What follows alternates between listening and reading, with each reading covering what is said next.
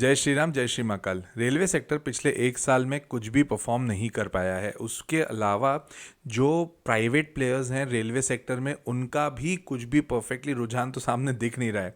तो ऐसी सिचुएशन में जो प्राइवेट सेक्टर में रेलवे कंपनीज हैं उसमें क्या करना चाहिए, उसके ऊपर एक डिटेल वीडियो हम आपके सामने रख रहे हैं। ये वीडियो स्पेसिफिकली जुपिटर वैगन के ऊपर है और ये कोई बाइंग सेलिंग रिकमेंडेशन नहीं है, तो इसको प्लीज़ एजुकेशन पर्पस के हिसाब से ही देखिएगा।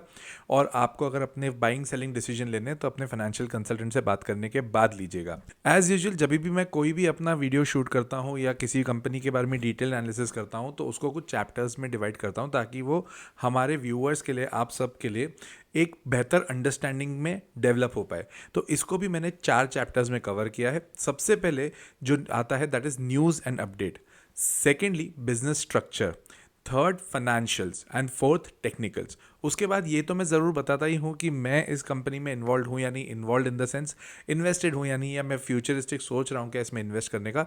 तो ये सारी डिटेल आपको पता पड़ेगी। और अगर आपको मेरा कंटेंट अच्छा लगता है तो लाइक कर दो यार वीडियो, सब्सक्राइब कर दो चैनल, और तो और कमेंट करके मुझे ज़रूर बताइए आपको कौन सी कंपनी पर डिटेल एनालिसिस वीडियो चाहिए, मैं ज़रूर बनाऊंगा।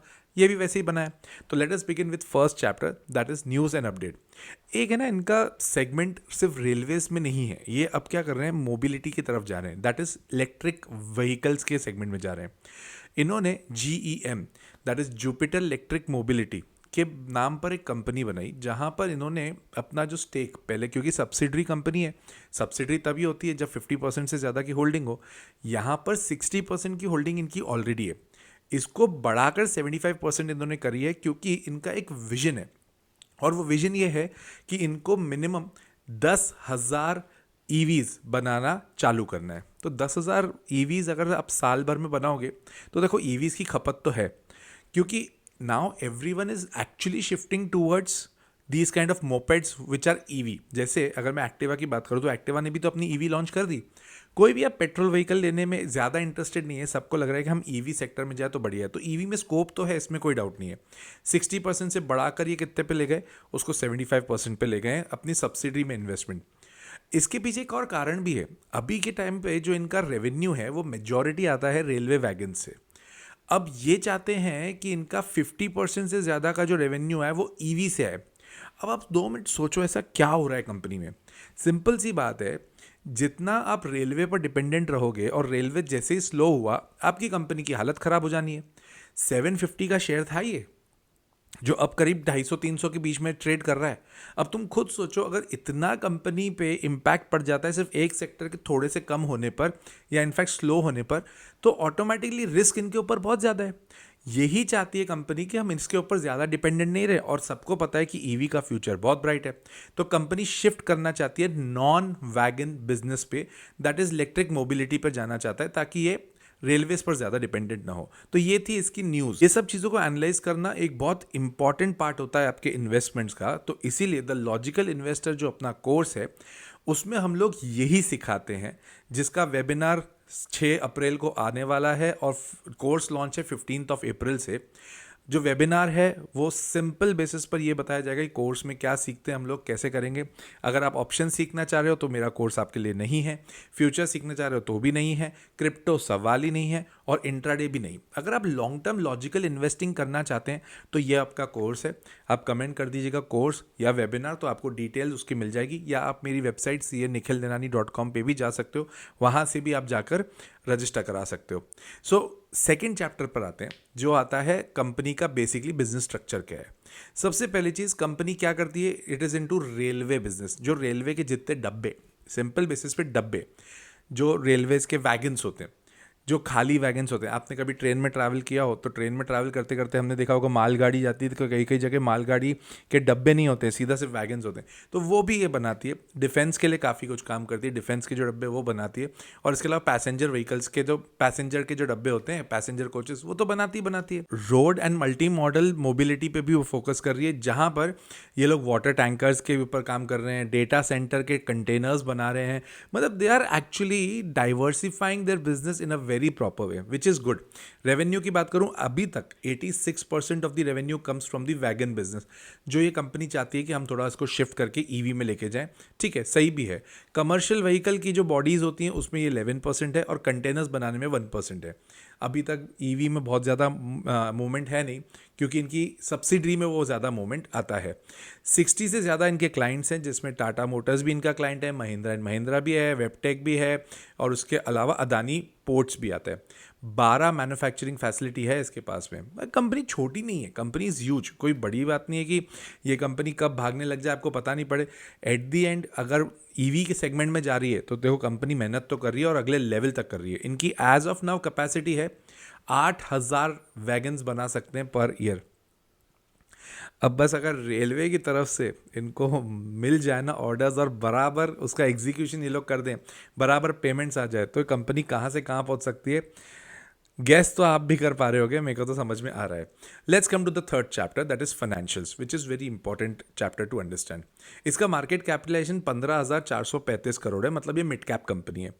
पहले 15,400 करोड़ की कंपनी होती तो उसको लार्ज कैप में ले जा रहे थे, पहले बहुत पहले की बात कर रहा हूँ।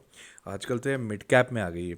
ठीक है, प्राइस अर्निंग रेशियो इसका 40.6 है, जबकि इंडस्ट्री का 35 है। तो वैल्यूएशन बहुत ज़्यादा ऊपर नहीं है, वैल्यूएशन अब जाके थोड़े ठीक ठीक हुए हैं। टीटागढ़ जो इसका सबसे स्ट्रॉन्ग कॉम्पिटिटर है उसका 36 है और इनका 40 है, मतलब वैल्यूएशन में बहुत ज़्यादा गड़बड़ नहीं है, ठीक है वैल्यूएशन। अब रही बात इनके क्वार्टरली रिजल्ट्स के ऊपर बात करें, रेवेन्यू इनका अभी पहुंचा है 1,000 करोड़ पे। अब पहले हम बात करते हैं दिसंबर 24 क्वार्टर को हम कंपेयर करेंगे दिसंबर 23 क्वार्टर से, तो तब था 896 करोड़, जो अब बढ़कर हुआ 1,000 करोड़। ग्रोथ हुई है बट कोई आलीशान ग्रोथ नहीं है ये।